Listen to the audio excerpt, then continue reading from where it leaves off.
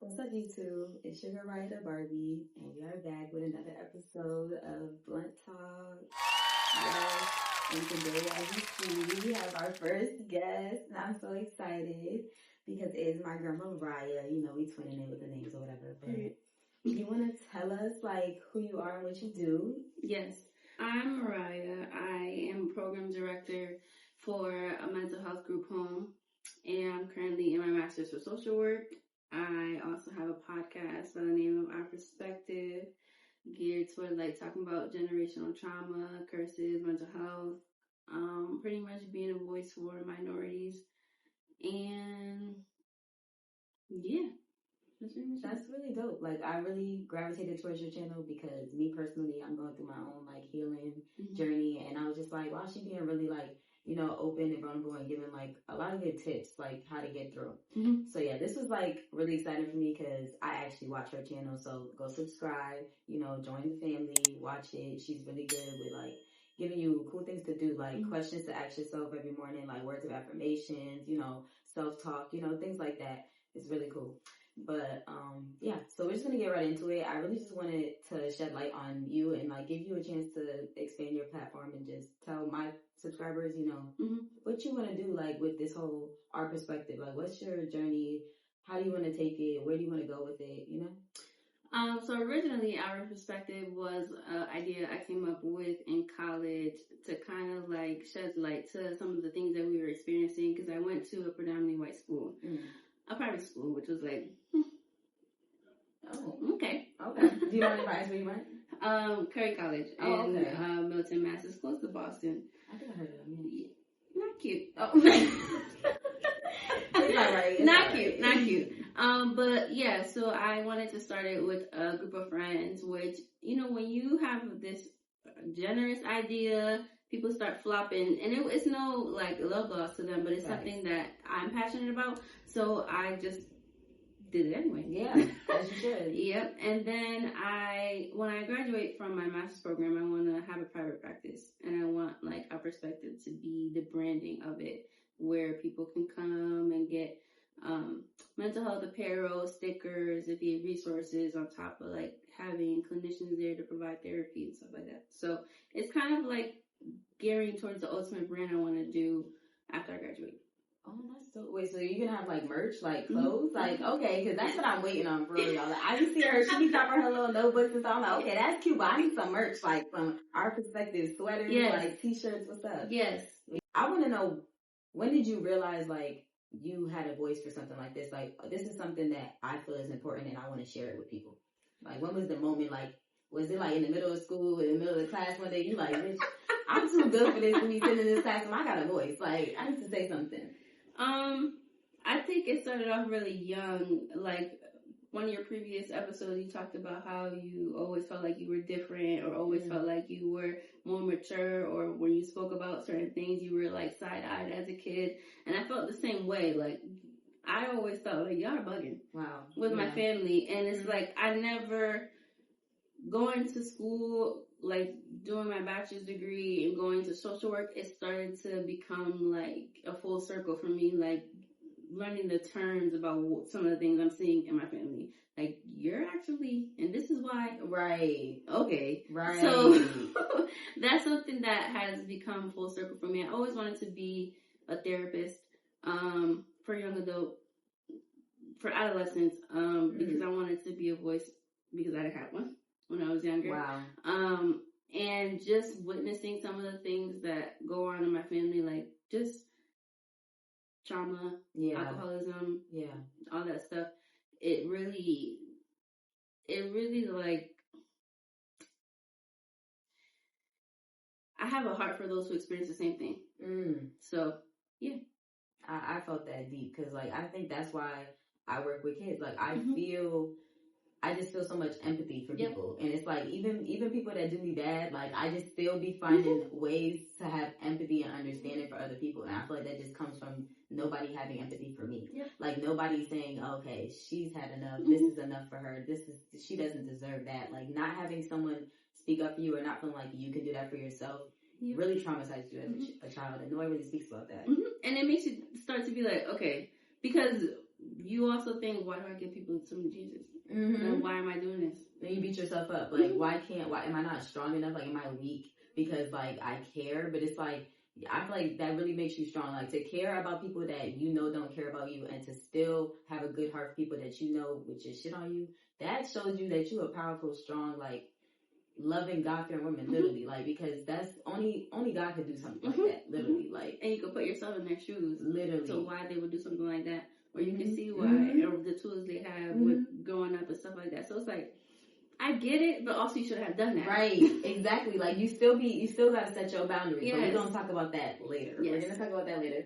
But yeah, also another question. So, like, what's the most rewarding and, like, challenging part of being in this, like, field? Like,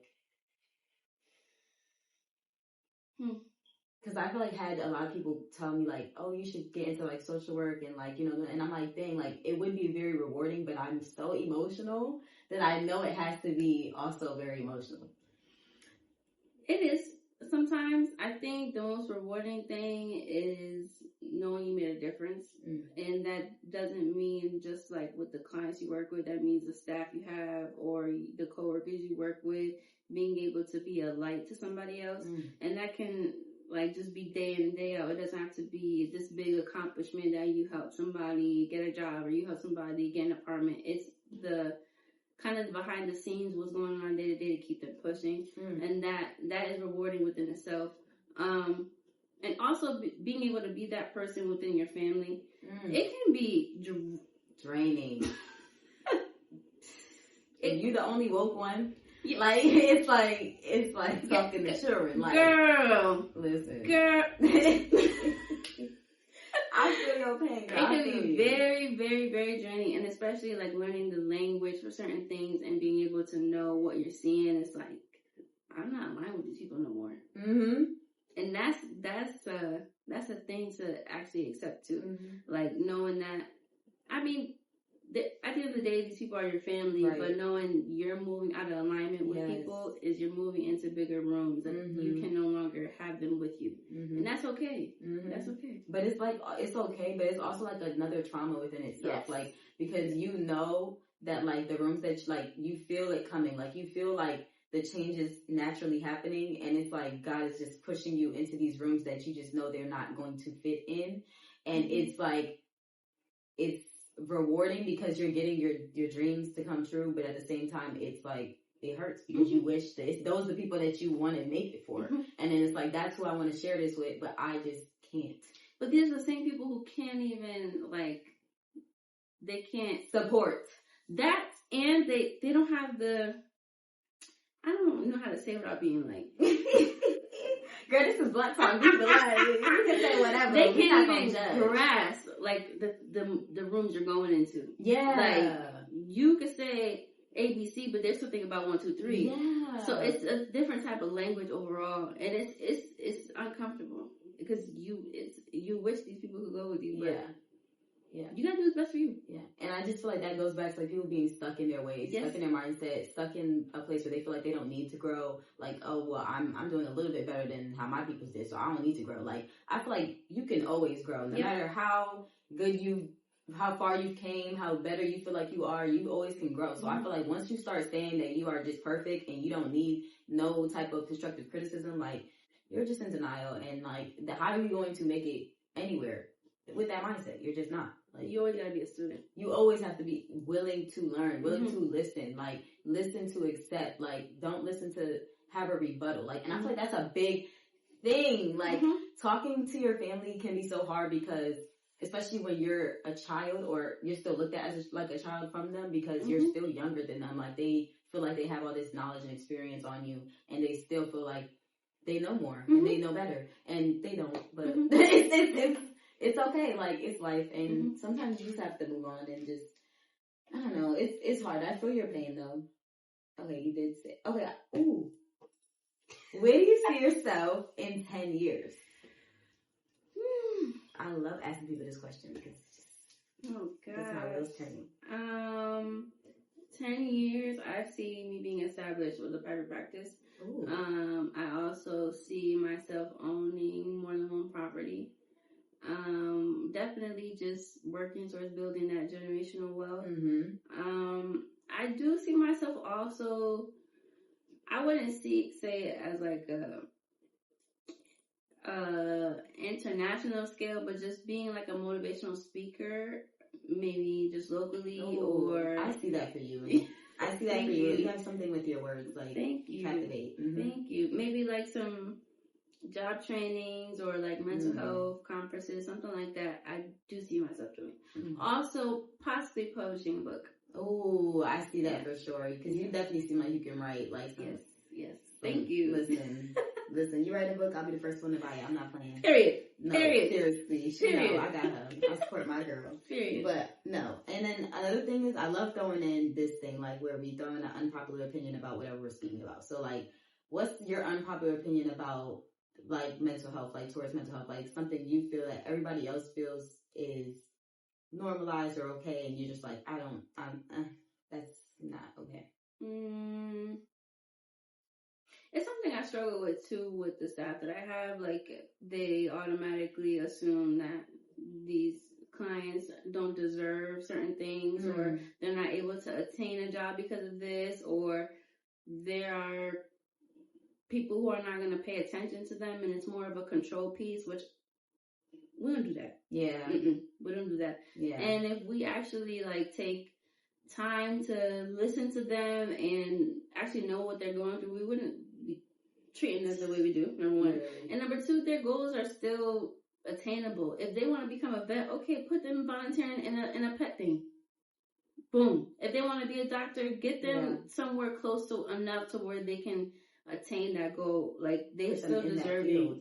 They're still deserving of the things that we have, and they're still human. Exactly. Yeah. Exactly. Just because they can't express themselves a certain way, or they're not able to understand certain things, doesn't make them lessen. And they have to realize, like, people that struggle from things, they still have to find a way to carry on through life. Like, there's not always going to be people there to have their best interests. So it's like, your job is to make them as, successful in life as possible, like, in whatever they want to do. So I just hate people that try to put crutches on people. It's really annoying. And believe it or not, there are individuals that are like me and you. Like, I have an individual who's 19 who got sexually assaulted when they were younger. But it's mostly just trauma. They need help with being able to cope through their trauma. They can get a job. Yeah, they can do whatever they want. It's really just mental stress. Yeah. And they have to find a way to cope through that. And that's literally people's job, but they don't know. That was really my unpopular opinion. My unpopular opinion is, I hate when, like, people use disabilities as a crutch. Yep. Like, I do believe that you should be sensitive to people's disabilities. You should be aware, you should be, cautious and, respectful. But I hate people that, like, just, well, they have ADHD. They have this, so they just don't know. Like, they just don't know their actions. They don't know this. They don't know. That, to me, is just, you're putting them in a place where they feel like they have something to lean on. So every time they mess up, they can just put it on this. And that's not the goal. Like, the goal is to get them to be as successful as they are, regardless of their disability. So they shouldn't feel like their disability is holding them back from anything. That's your job to make them feel like that's not what's going on. So it just blows me when I see people just, like, it's normal things that, like, regular kids just do sometimes, and they'll just be like, but it's because of this. And I'm like, no, it's because they're a kid and they're testing limits and they're doing normal kid things. And some mental health disorders are invisible. Yeah. Like, you can have PTSD and not even see it. Literally. You can have autism, not even. There's a famous person who made Tesla who's autistic. Right. Or something like that. Right. Like, there's so many, like, there's people to this day that be like, they don't realize they're autistic till they're in their adult years. Yes. Like, they're realizing things about themselves as adults, and as they learn, as they see things, and even social media is teaching people things about themselves. Like, what the heck? Like, this whole time, this is why I couldn't do this in school. This is why I couldn't focus. This is, like, people don't realize that mental health is so, like, just wide range. And it's like, for you to put people in bubbles and to just make them feel like they're stuck, I don't like that. I don't like it at all. And I feel like they think they think it's a good thing. Like, they think that they're vouching for those people. But really, you're kind of just saying that they can't handle anything for themselves. And that, to me, is just like a cop-out. Yes, it is. Yeah. Okay, so now I'm gonna have to start my stuff because we're gonna get into the topic of today. Okay. So that we're gonna get deep. So yeah, that's why I need to smoke my spliff because we some criers, y'all. We some emotional people, okay? And I don't want to cry, but we're about to talk about something that's very deep to me because it's something I struggled with for a very long time, and that is hold on one second. Okay. Setting boundaries. Okay. So I just want to ask you for one, like, what does it mean to you to set boundaries with people? To protect yourself. Right. Definitely to protect yourself. It's not about them. It's about at you. all. Okay. So I agree 100%. And I feel like the reason why people are very scared to set boundaries nowadays is because everyone takes it so personally. Mm-hmm. And everyone takes it as if it's something they're doing. Yep. And it's them only. Mm-hmm. Like, oh, I'm the only person you're setting this for. But you don't know that. And you don't know why this person is setting this boundary. And you don't know where it stems from. Mm-hmm. So it's like, I want to ask you, when is the time that you had to set a boundary? And how did you go about it? Like, what do you think is the proper way to, like, set a boundary with a friend or a close family member or someone close to you? How do you think is the right way to go about it? Or is there even a right way? I think it depends on the person, honestly. I would say this. I have a lot of boundaries in place in my family. For a multitude of reasons, but I set up boundaries to really preserve myself and my mental health because I oftentimes think I'm viewed as the bougie, independent, I don't care about nobody else, I'm doing this and that, and X, Y, and Z, because I separated myself from people. And separation doesn't mean I don't love you anymore. Separation doesn't mean I'm not going to be there. Doesn't mean I'm better than you either. But a lot of people don't like to look at themselves. And that's part of the problem. That's part of the problem. She ate. That is part of the problem. Put the mirror in your face. Literally. Look in the mirror. Yes. And if I communicate with you, I don't like this, or this made me feel some type of way, and you try to deflect. Oh.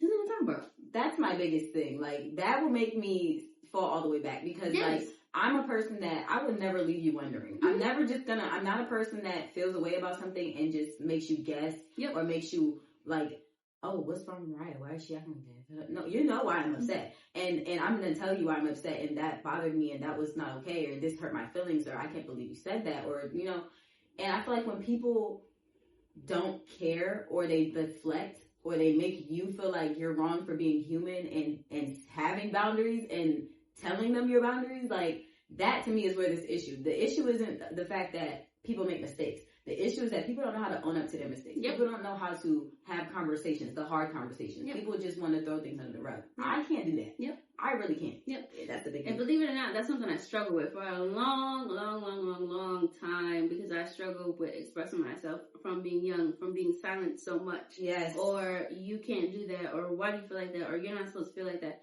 Okay, I'm gonna shut my mouth.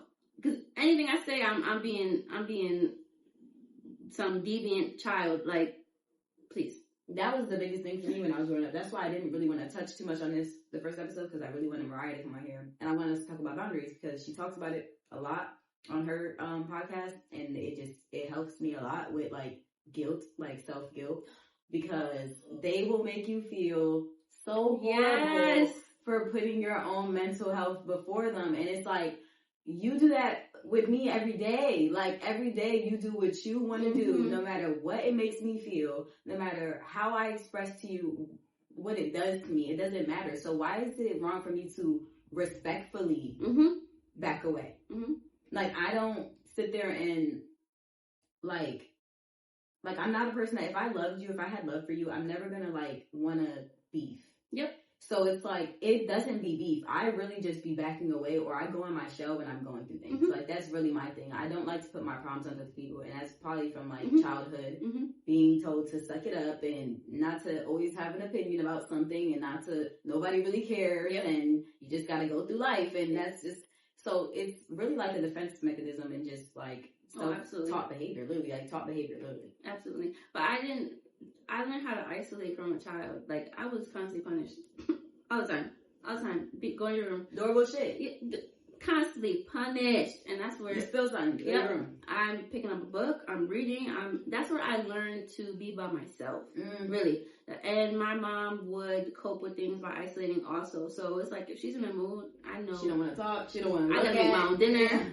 Literally, like, I'm don't talk to her, wake her up from her nap. I'm watching TV in my room. I'm chilling. So when I'm going through something as an adult, that's exactly what I'm doing. I'm gonna stay in my house, and do what I have to do. And people take that personal. Right. I had to learn how to communicate. Hey, this is not a good time. Right. I'll come to you when I'm ready. Right. Didn't know how to do that before. Right. Me too. And that's the thing for me too. That like, even like my sister, she like brought that out of me because it was like a thing where like, it's not that she didn't respect that I needed space. It's that she just wanted me to vocalize that. Like, she felt like, because sometimes I would just go ghost.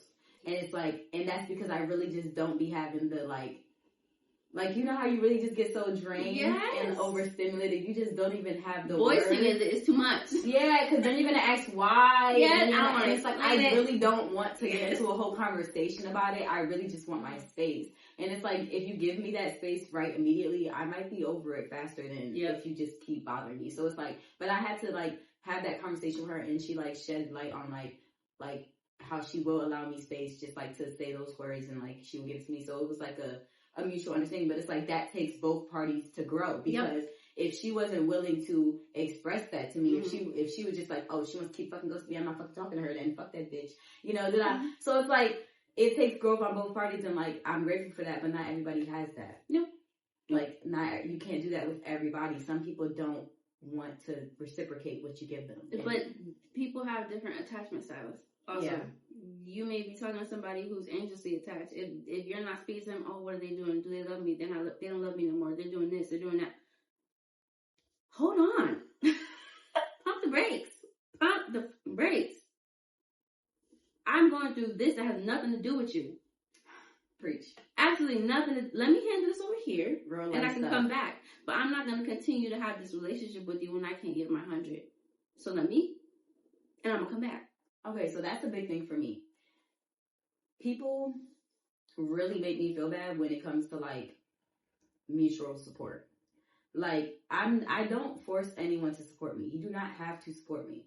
But I hate the feeling of like someone who doesn't never support you expecting so much out of you. And it's like, when you set that boundary and you tell them like, dude, chill, like, you know, like, I need time for myself. I need this energy for myself. Like, you're not pouring into me. So it's like, I can't just be giving away all my energy and time to you. And they take that so badly. But it's like, I'm not saying you're a bad person for not pouring into me. But what I'm saying is, you're not being a good friend by trying to take from me and you have nothing to give. That's not okay. Like, especially when I'm not asking for nothing but, you know, like, just what I'm giving. Like, it's just, I don't understand. Like, and it's like, the biggest thing for me, like, stop gaslighting people and making them feel like they're the problem when really you just don't know how to accept boundaries. I can't tell you how many times I've had to have conversations about my friendships with the person. And some of them were received well, some of them weren't, but it's just also like, okay, I'm adjusting my position. That's all. Literally. You as someone setting that boundary also can't take it personal either, because either one, they can't grasp that concept. Two, they're in this because of their own benefit, and that's something you gotta recognize. Damn. Or three, they're not moving how you're moving into the rooms you're going into. Damn. Damn. Y'all not coming with me. Y'all not. Like, because it's like, I feel it. It's like a feeling that you can't shake. It's like an energy shift. Like, you don't even have the energy to argue. It's like you said, just like, you know, how to move. And it's like, protecting your peace. Get into people who mimic some of the things you do. Oh, clock that T. Clock that T. Mimicking. Stop doing what I do. You're not even doing it right. Fake aspirations like I do. You don't even do it right. Oh my God. Listen, And then it's the worst thing when it's like cringy, like when it's like so obvious. Yes. You're like, so you think I'm not gonna? I be having to ask you, am I bugging? Cause did I just see that? Okay. I be giving it to God. I be like, God, take over, please, because I'm not even about to do it. I'm not about to do it to her. I'm not about to do it because these people be bugging. Like, stop stalking people. That is a disease. To pretend or to try to be like somebody is crazy. I feel like everybody is special in their own way. Please be you. Mm-hmm. Don't be me. Mm-hmm. Be somebody else. Don't do it. Yep. Yeah. You don't want to be me anyway. Mm-mm. Okay, so is there someone that you like fell out with that you feel like you could have rekindled? Like you feel like if you knew better then you could have worked it out? Or like do you feel like everyone that is that is not here anymore, you tried your hardest and it just didn't work? I feel like in general people in your life run their own course. Like people are not meant to be in your life forever. People are only meant to come in and do an assignment and be on their way out. And I feel like I wish I would have known how long the course was gonna go. Damn. Instead of, I wouldn't say, I feel like I've dragged relationships and friendships longer than it needed to be for the sake of just me caring. And that's when I struggle with setting those boundaries. And I feel like now that I've been more, like, I have no issue with setting a boundary, or I have no issue with telling you how I feel. And it's not to hurt your feelings or, like, make you feel some type of way, but this is something I need to do for myself. And I feel like before, when I didn't have that skill or tools to say so, people stayed longer than they needed to. So I don't necessarily think rekindling, but I think maybe weeding out people sooner. Damn. Mm-hmm. It's honestly the same for me. Honestly, the exact same. Like, she's looking like a mirror. Like, it's kind of scary. Like, because I was asking that because, like, sometimes, like, you look back and you're like, maybe if I would have said it this way and done it this way. But I also feel like I've never, like, done some of the things that have been done to me. And some things you just can't get over. Like, some things you really just can't look past. Some things really show the true character of a person. And when somebody shows you who they are, you need to believe them. Believe that nigga. Believe that girl. Believe the parent. Whoever shows you who they are, you need to believe them, because it's traumatizing. Like, when you believe that somebody is better than what they're showing you they are, and you're trying to force it out of them, it's so, like, draining and traumatizing to just, like, you just love their potential. Mm-hmm. You just love the person that you know they could be. Mm-hmm. But they have to want that for themselves. And I had to know that. You have to love them as much as they love themselves. And you cannot be the dead horse. Yeah, you cannot. And they're not speaking the same language as you, and that's why there's conflict. Literally, that's why there's conflict. And that's a big thing, too. Like, so, do you feel like it's important? Because I was just talking about this. I feel like it's so important in friendships, right?